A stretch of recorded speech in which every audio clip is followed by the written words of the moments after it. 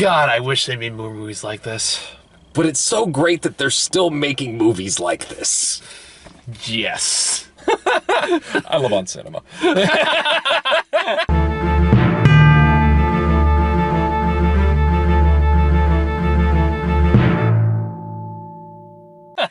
Anyway.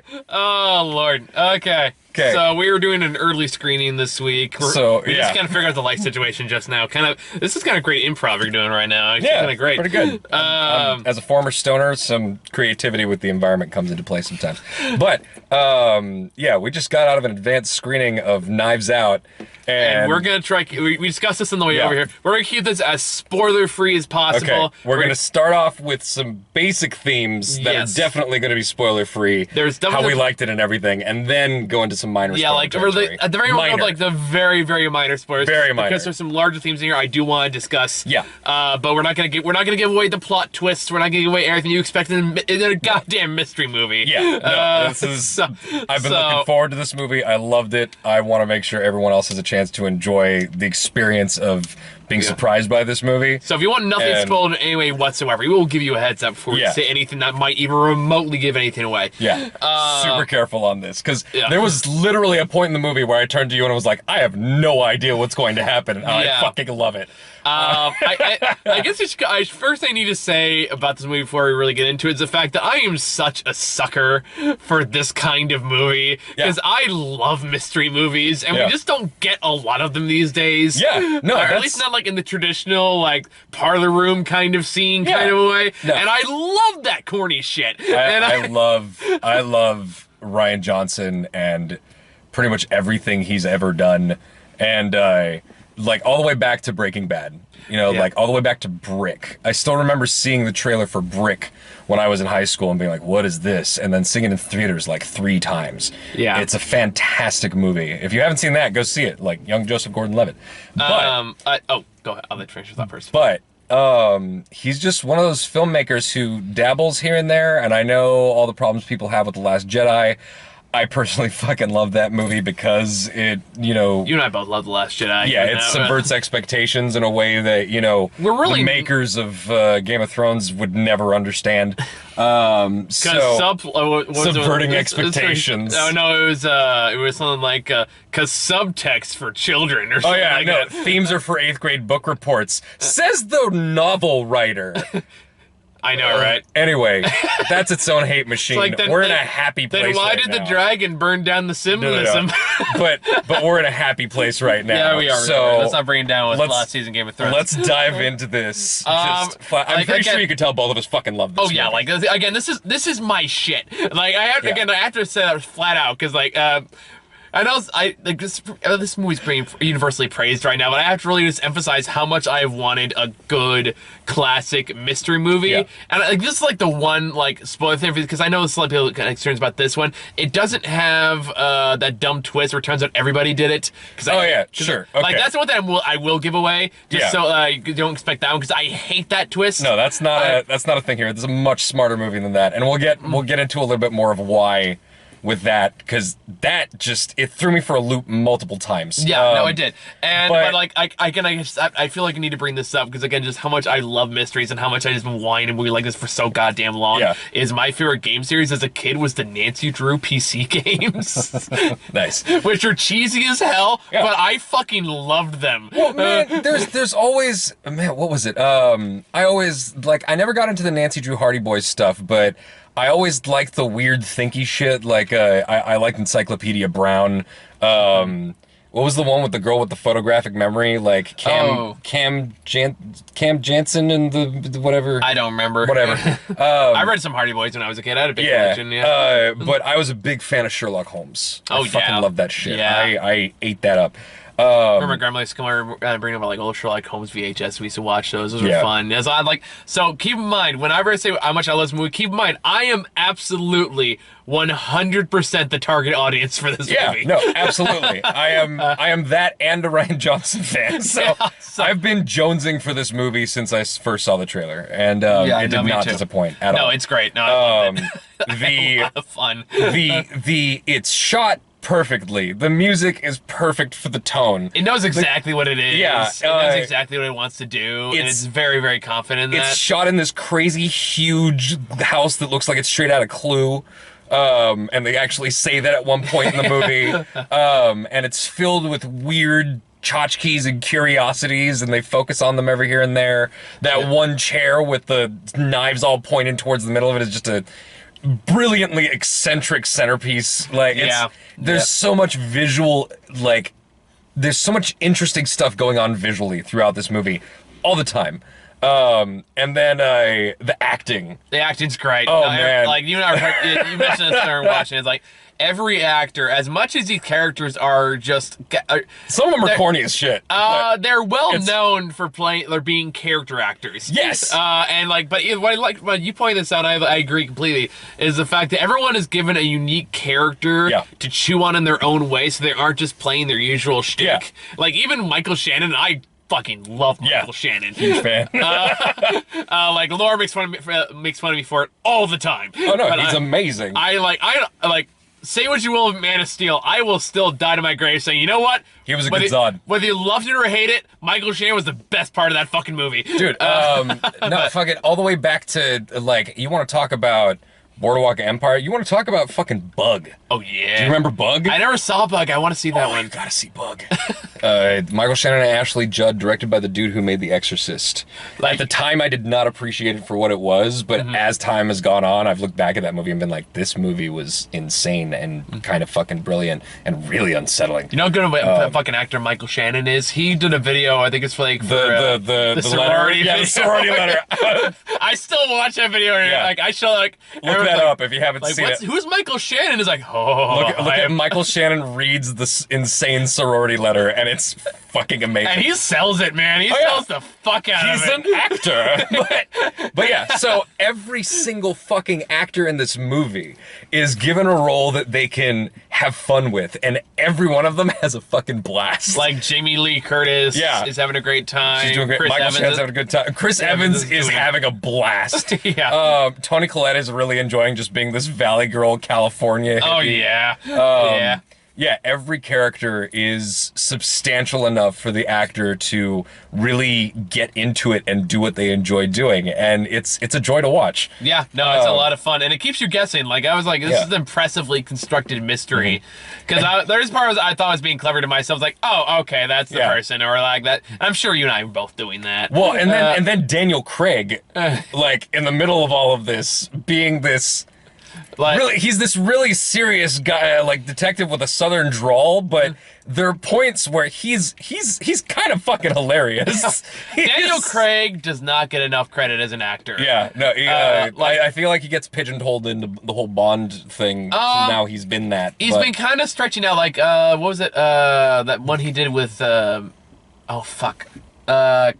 Ren and Magic Mike. Oh, fuck. Lucky Logan. Or yeah, no, Logan I heard, Lucky. No, it was Lucky Logan. No, because I keep making this mistake. I'm pretty sure it's Logan Lucky. Whatever, I didn't see it. It's actually I heard it was really good, yeah. But there was a case where like Daniel Craig is like they cast him deliberately to play against type, and he's fucking great. Like he's this brilliant hillbilly, and there's a part where like without going too much into divergence. Brilliant hillbilly? Oh yeah, because there's a part where like no, I gotta see it. Yeah. No, like again, I'm not going too much into spoilers. There's a part where he's like trying to explain like why he has like his little chemistry experiment. And everyone's like, what's that gonna work? Like, this is science here. And then, like, Channing Tatum and like, and his brother look at each other. And there's the cut, and it just, like, gets back to, like, Daniel Craig just, like, drawing, like, chemistry equations on the wall. Oh, man. Just, because you know at one point, like, okay, fuck, I need a piece of chalk. And he finds one. And the fact of the matter is, Daniel Craig's a really funny actor when they actually let him play it. And this, again, great opportunity in this movie for him to do that. Yeah. The writing is on point. I found myself just fucking delighted at the wordplay that happens in here. Yeah, no, I completely agree. Yeah, there's moments in the movie where if you're paying attention to how the words are even structured together, it's genius. Yeah. There's I still. But they also use that. They use that against you sometimes. Oh yeah, no. But at the beginning, near the beginning, there was this one part where he says, as a self-made man myself, God, what was it? It's like, I admire that you followed in your father's footsteps. Yeah. It's like the way that it uses F throughout that sentence and uses the word self twice in a row. They clearly had a good time writing this in a way that would be interesting to say. It's really, God, they put a lot of effort into doing this. And the way that it's constructed, plot-wise, like, before going into any spoiler territory or anything, just know that it is unexpected all the way through. It keeps you on your toes. You think you know what's happening, and then you're not sure you know what's happening, and then you think you know most of what's happening, and then you're like, wait, but what about this part? And it does exactly what this kind of movie is supposed to do all the way through. It's fucking flawless. I loved it. Yeah. Even the parts that are kind of made to be cheesy are like deliberately so as a wink and nod to the genre and to the movies it's homaging. When it cuts to him in the car singing along to the iPod, I was just like, this goofy bastard. Or the whole rant about the donut. Yeah, without the giving donut anything thing. away. Without giving donut thing anything was away. great. But that's how it was being, like, sometimes it would use, you're like, because you said the writing's really sharp, and it uses like some really sharp and smart dialogue in the beginning of the movie. But again, towards the end of the movie, there are moments of where real it's like stupid. it's using that against you because you're expecting the detective to say something like really smart, and then he goes in a really weird like metaphor about a donut, and you're just like, is this movie fucking with me? And there's even other characters that call it out. They're like, what are you talking about? No, it's good. It's really good. Yeah, I can't recommend this movie highly enough. I loved it. It's fucking amazing. It's definitely gonna be on the top 10 list. Yeah, it's in my top 3.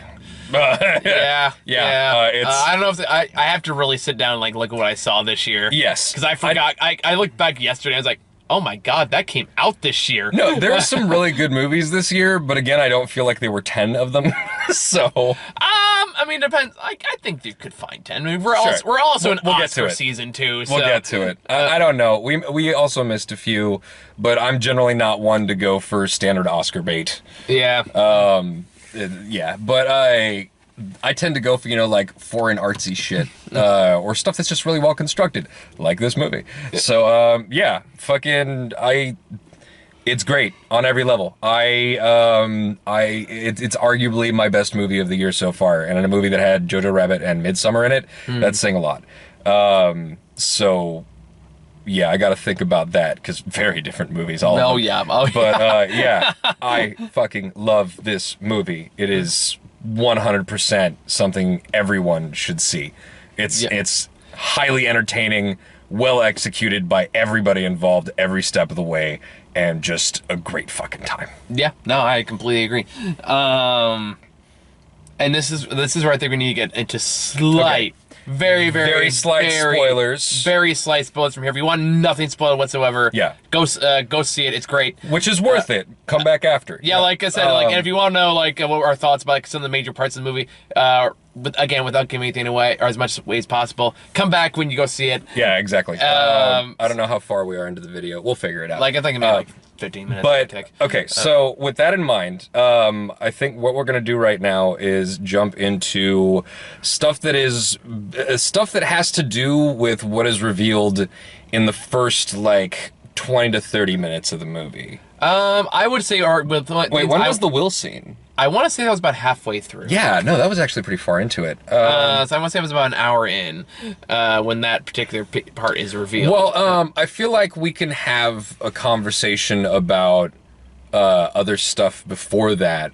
that covers similar ground without having to really dig into it. Sure, with that being said, the dichotomy that presents... There was a scene at the party. There was that too. That being said... the dichotomy that reveals and I also kind of into play. I will say this: I saw the will scene coming.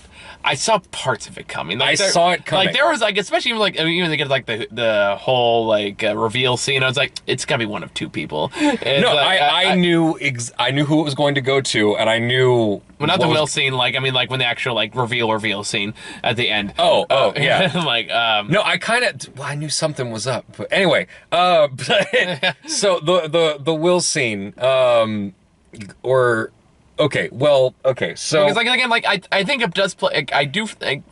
Again, the hard part is like is you really kind of have to talk about in like broad strokes because it, Yes. it does play so Yes. much into the theme of what it's actually trying well, to say. let's go into a basic idea here. Early on in the movie, Daniel Craig discovers that, Detective Blanc, discovers that, Marta, the nurse, she's the nurse, but, Harlan, the father, loved and trusted her so much that he kind of kept her as a close friend and confidant. Yeah. And so she has this weird thing where she can't lie without throwing up. Yeah. And so he trusts her implicitly and is like, all right, I'm going to ask you questions because clearly he trusted you and you're going to come with me on this ride. So she ends up being like the one who's helping him and everything. And on certain levels, the family kind of starts. You need to clear my throat. Sorry. It's gross. I know it is. But on certain levels, it basically turns the family on her. And what's revealed in a certain flashback scene to a dinner scene where you get really political, where you have basically most of the family being rich white people who are basically down with Trump and talking about how, you know, Mexicans are coming and, you know, taking over and America's for Americans and all those buzzwords, and they're arguing with the hippie lady. And they basically, one of them calls Marta over just to like talk to her about the fact that she's a Mexican immigrant Or Brazilian. Brazilian. Yeah. Okay. Well, they called her over to ask her, Yeah, basically equating them. She's the stand-in. for Yeah, that. she's the stand-in for, you know, Brown. And it's interesting to see her pulled into that conversation and that conversation even happening. And it reveals the fact that even though they actively talk about how much they care about her and how much they like her and how much they hold her close, and want to be good to her because she's good to their grandfather, they don't really, you know, deeply believe that. They're willing to just, they still see her as an outsider. Well, they're in a willing lot of to ways. accept her, and again, there's a power shift that happens about halfway through the movie, where they all instantly turn on her, and I Yeah. thought that would, to me, that was the most interesting part. And I Yeah. thought the overall point of the movie had to say is one the of- fact that the rich white people are okay with them until Well, but here's the thing. In the first opening of the movie, when they're talking to all the different people, it's revealed in their own flashbacks, even though they lie to Yeah. the detective, it's revealed in their own flashbacks that they've basically all been cut off by Harlan in some way over the course of the previous, you know, week or whatever. And at that point, it was kind of clear to me that, like, oh, they're not gonna be in the will. Yeah. And I'm like, well, who would it be? It would be the person that has been good to him. Yeah. And when it actually shows what happened that night, with like What happened? Yeah. yeah, the things it's that heartbreaking. transpired, Yeah. It's heartbreaking, and it's really beautiful to see how he handles the situation. It's really heartbreaking. Yeah. And it's and that's when I was like, oh, I know this is going to happen. Well, yeah, but like even then, like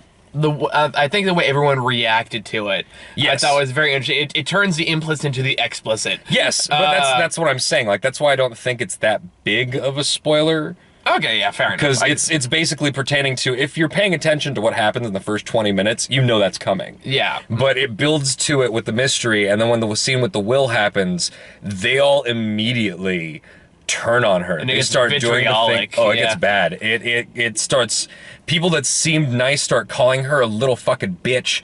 And even like they're like supposed to be friends started manipulate her. Yeah. Yep. People start going like, oh, well, you know, this couldn't be what it was. He loved us. He wouldn't give it to her. And even Yeah. though it's officially being read by the lawyer who is in charge of the will, they flat out reject it and start trying to find some way to manipulate her into rescinding the you know, the inheritance. And they basically start trying to manipulate her and telling her that it's the right thing to do, and regardless of what their father wanted.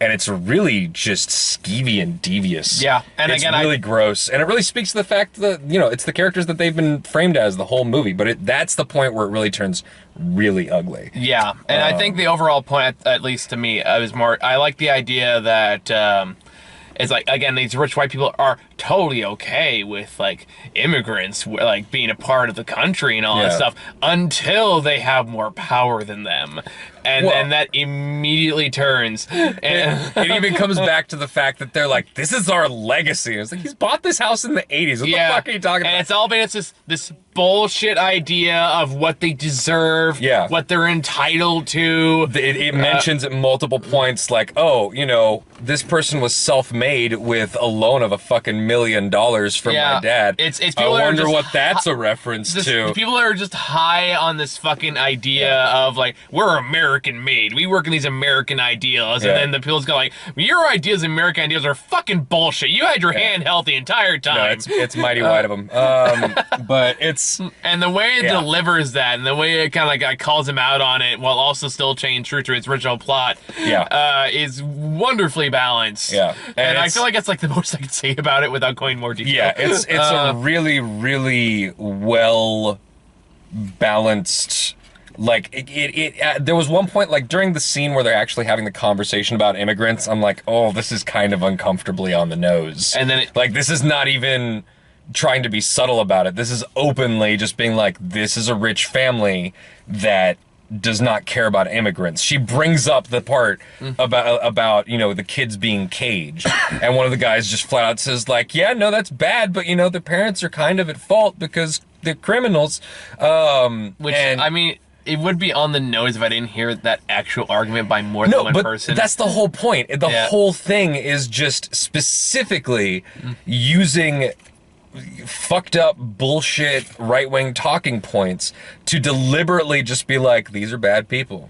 Do you want to hear something funny? What? Apparently Rian Johnson said he was inspired to make this movie after the Twitter response to The Last Jedi. Oh, that's so good. That's so good. Oh yeah, the fucking little alt-right shit. Yeah, the alt-right Nazi boy. So good.